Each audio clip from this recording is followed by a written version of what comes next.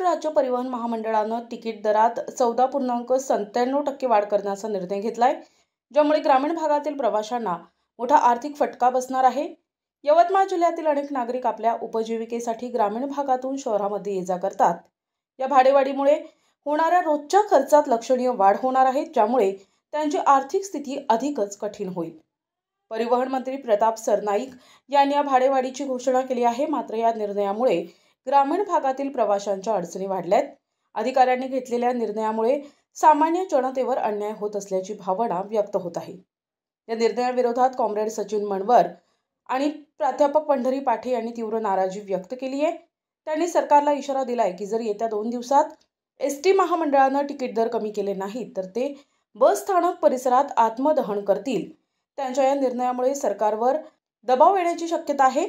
सरकारनं या भाडेवाढीचा पुनर्विचार करून ग्रामीण भागातील प्रवाशांच्या हिताचा विचार करावा अशी मागणी सर्वसामान्य जनतेतून होत आहे।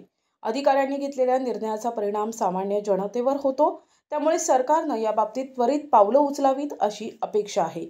नमस्कार, मी प्राध्यापक पंढरी पाटे। दिनांक 25 जानेवारी 2025 रोजी गव्हर्नमेंट ऑफ महाराष्ट्राचे राज्य परिवहन मंत्री प्रताप सरनाईक यांनी एक निर्णय घेतला बसेसच्या भाडेवाढी संदर्भातला।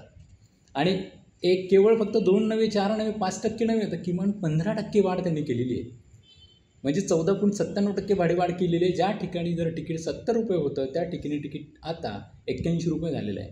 या भाववाढीचा संपूर्ण महाराष्ट्रातील नागरिकांना, जे लोक ग्रामीण भागातनं शहरी भागातनं ग्रामीण भागात येणं जाणं करतात, कम्युनिकेशन करतात, ट्रान्सपोर्टेशन करतात, आपल्या पोटाचा निर्वाह भागवण्यासाठी झटापटी करतात, अशा नागरिकांना याची झळ पोचणार आहे।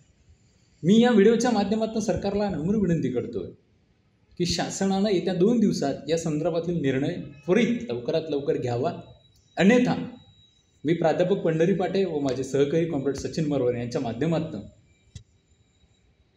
बस स्थानक परिसर यवतमाळ या ठिकाणी मी सरकारला व्हिडिओच्या माध्यमातून आत्मदहनाचा इशारा देतो आहे। ही समस्या फक्त माझी एकट्याची नाही आहे, तर ही समस्या संपूर्ण नागरिकांची आहे।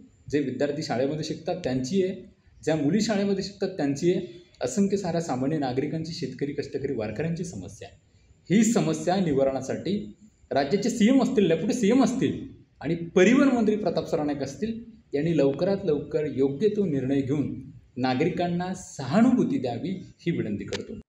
प्रतिनिधी कलीम खान, NTV न्यूज मराठी, यवतमाळ।